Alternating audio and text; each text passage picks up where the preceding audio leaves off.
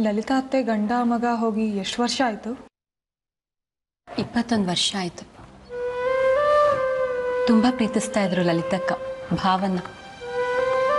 ಲಲಿತಕ್ಕ, ಭಾವ ಮತ್ತವ್ರ ಮಗ ಅಮೃತ್, ಇವ್ರು 3 ಜನ ಎಲ್ಲರೂ ಹೊರಗೆ ಹೊರಟ್ರೆ ನೋಡಕ್ಕೆ ಹಬ್ಬ ಅನ್ನಿಸ್ತಿತ್ತು.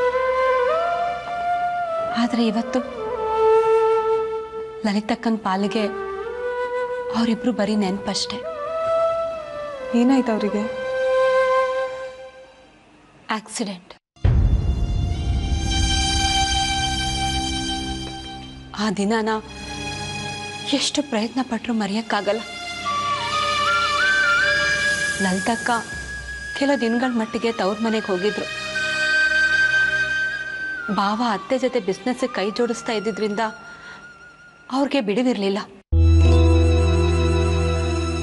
ಇನ್ನು ಅಮೃತ್ ಅವ್ರ ಅಜ್ಜಿ ಅವರಪ್ಪನ ಬಿಟ್ಟಿರ್ತಾ ಇರಲಿಲ್ಲ. ಅದಕ್ಕೆ ಲಲಿತಕ್ಕ ಒಬ್ಬರೇ ಹೋಗಿದ್ರು ತವ್ರಿಗೆ. ಆಕ್ಸಿಡೆಂಟ್ ಆದ ದಿನ ಲಲಿತಕ್ಕಂದು ಭಾವಂದು ವೆಡ್ಡಿಂಗ್ ಆನಿವರ್ಸರಿ. ಭಾವ ಲಲಿತಕ್ಕನ ಹೆಸರಲ್ಲಿ ಒಂದು ಹೊಸ ಕಾರ್ ಪರ್ಚೇಸ್ ಮಾಡಿದ್ರು. ಅವ್ರಿಗೆ ಸರ್ಪ್ರೈಸ್ ಕೊಡೋದಂದ್ರೆ ತುಂಬಾ ಇಷ್ಟ. ಅದಕ್ಕೆ ಲಲಿತಕ್ಕನ ವಿಷಯ ತಿಳಿಸ್ದೆ ಅಮೃತ್ನು ಕರ್ಕೊಂಡು ಅವ್ರ ತವ್ರಿಗೆ ಹೊರಟ್ರು. ಲಲಿತಕ್ಕನ ಊರ್ ದಾರಿ ಅರ್ಧಕ್ಕರ್ಧ ಘಾಟ್ ಸೆಕ್ಷನ್ ಅಲ್ಲೇ ಇದೆ. ನೀನ್ ಡ್ರೈವ್ ಮಾಡೋದು ಬೇಡ, ಡ್ರೈವರ್ನ ಕರ್ಕೊಂಡು ಹೋಗು ಅಂತ ಅತ್ತೆ ತುಂಬಾ ಫೋರ್ಸ್ ಮಾಡಿದ್ರು. ಆದ್ರೆ ಬಾಬಾ, ಹೆಂಡತಿಗೆ ಅಂತ ಹೊಸ ಕಾರ್ ತಗೊಂಡಿದ್ದೀನಿ, ನಾನು ಅಲ್ಲೂ ಕೂರಕ್ಕೆ ಮುಂಚೆ ಡ್ರೈವರ್ ಕೂರೋದು ನನಗೆ ಇಷ್ಟ ಇಲ್ಲ ಅಂತ ಅವರೇ ಡ್ರೈವ್ ಮಾಡ್ಕೊಂಡು ಹೋದ್ರು. ಬಾಬಾ ಮನೆಯಿಂದ ಹೊರಟು 2 ಅವರ್ಗೆ ಫೋನ್ ಬಂತು. ಒಂದು ಟ್ರಕ್ ಬಂದು ಇವ್ರ ಕಾರು ಹೊಡೆದು ಬಾಬಾ ಅಮೃತ್ ಇಬ್ರು ಸ್ಪಾಟಲ್ಲೇ ಹೋಗ್ಬಿಟ್ರು ಅಂತ.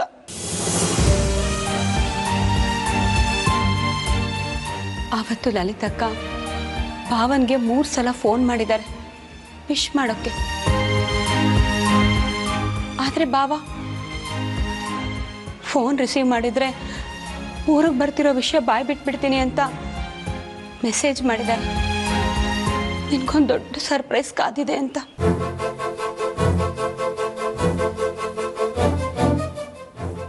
ಗಂಡ ಮಗನ್ ಡೆಡ್ ಬಾಡಿ ಸರ್ಪ್ರೈಸ್ ಆಗಿ ಸಿಕ್ಕಿದಾಗ ಹೇಗಾಗಿರ್ಬೇಕು ಲಲಿತಕ್ಕನ ಸ್ಥಿತಿ?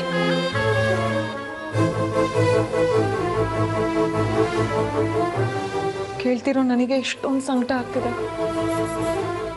ಇನ್ನು ಅವರಿಗೆ ಅಷ್ಟೊಂದು ಪ್ರೀತಿ ಮಾಡೋ ಗಂಡ ಮಗನ್ ಕಳ್ಕೊಂಡು ಅದೆಷ್ಟು ನೋವು ಸಂಕಟ ಅನುಭವಿಸ್ತಿದಾರೋ. ಮದುವೆ ಆದ್ಮೇಲೆ ಗಂಡನ್ ಕಳ್ಕೊಂಡು ಜೀವನ ಪೂರ್ತಿ ಒಂಟಿಯಾಗಿರೋದು ಎಷ್ಟು ಕಷ್ಟ. ನಾನಂತೂ ಶ್ರೀನ ಬಿಟ್ಟು ಒಂದು ಕ್ಷಣನೂ ಬದುಕಿರಲ್ಲ. ಹೋಗ್ಬೇಕಾದ್ರೂ ಜೊತೆಲೇ ಹೋಗ್ತೀನಿ. ಮುಂಚೆನೂ ಹೋಗಲ್ಲ, ಆಮೇಲೂ ಹೋಗಲ್ಲ. ಲಲಿತಕ್ಕನೂ ನಿನ್ನ ಹಾಗೇನೆ. ಗಂಡ ಮಗ ಹೋದ್ಮೇಲೆ ಬದುಕಿನ ಬಗ್ಗೆ ಆಸಕ್ತಿನೇ ಕಳ್ಕೊಂಡ್ಬಿಟ್ಟಿದ್ರು. ತಾನಾದ್ರೂ ಯಾಕೆ ಬದುಕಿರ್ಬೇಕು ಅಂತ ಒಂದ್ ದಿವಸ ಮನೇಲೆ ನೇಣು ಹಾಕೊಳಕ್ ಹೋಗಿದ್ರು. ಆಮೇಲೆ ಆ ದೇವ್ರು ಶ್ರೀ ರೂಪದಲ್ಲಿ ಬಂದು ತಡೆದ್ರು. ಶ್ರೀ ರೂಪದಲ್ಲ? ಶ್ರೀ ಆಗಿನೂ ತುಂಬಾ ಚಿಕ್ಕವನು. ಅಷ್ಟು ಸಣ್ಣ ವಯಸ್ಸಲ್ಲಿ ಲಲಿತಕ್ಕನ ಮನಸ್ಸನ್ನ ಹೇಗೆ ಅರ್ಥ ಮಾಡ್ಕೊಂಡೋ ಗೊತ್ತಿಲ್ಲ. ಅಲ್ಲಿವರೆಗೂ ಚಿಕ್ಕಮ್ಮ ಅಂತ ಕರಿತಿದ್ದವನು ಆವತ್ತು ಅಮ್ಮ ಅಂತ ಕರೆದಿದ್ದಾನೆ. ಅದು ಒಂದು ಕಾರಣ ಸಾಕಾಯ್ತು ಲಲಿತಕ್ಕ ಬದುಕೋಕೆ. ಆವತ್ತಿಂದ ಇವತ್ತವರೆಗೂ ಶ್ರೀನೇ ಲಲಿತಕ್ಕನ ಪ್ರಪಂಚ. ಅದಕ್ಕೆ ಅವರು ಶ್ರೀ ಬಗ್ಗೆ ಓವರ್ ಪೊಸೆಸಿವ್. ಅದವ್ರ ಹಕ್ಕು ಅನ್ಕೋತೀನಿ. ಶ್ರೀ ಬಗ್ಗೆ ನನಗೆ ತುಂಬಾ ಹೆಮ್ಮೆ ಇದೆ. ಅವ್ರು ನನ್ನ ಗಂಡ ಆಗಿರೋದು ನನಗೆ ಎಷ್ಟು ಜನ್ಮದ ಪುಣ್ಯನೋ ಏನೋ. ನಾವು ಪುಣ್ಯ ಮಾಡಿದೀವಿ. ಅದಕ್ಕೆ 9 ತಿಂಗಳು ಹೊಟ್ಟೆಲಿ ಇಟ್ಕೊಂಡು ನೋವು ಅನ್ಭವಿಸಿ ಹೆರತೆ ಇದ್ರು ನಮ್ಗಿಷ್ಟು ಒಳ್ಳೆ ಮಗ ಸಿಕ್ಕಿರೋದು.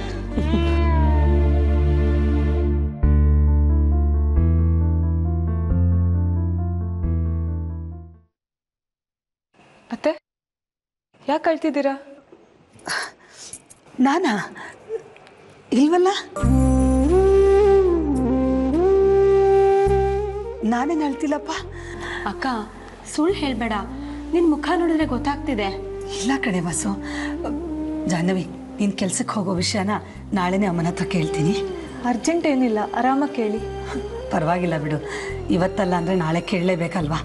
ಆದಷ್ಟು ಬೇಗ ಕೇಳಿದ್ರೆ ನಿನಗೂ ಒಳ್ಳೆಯದು. ನಿನ್ನ ದಿನ ಕೆಲ್ಸಕ್ಕೆ ಹೋಗೋ ಅಭ್ಯಾಸ ಆಗಿರುತ್ತೆ, ಮನೆಯಲ್ಲೂ ಯಾವ ಕೆಲಸನೂ ಇಲ್ಲ.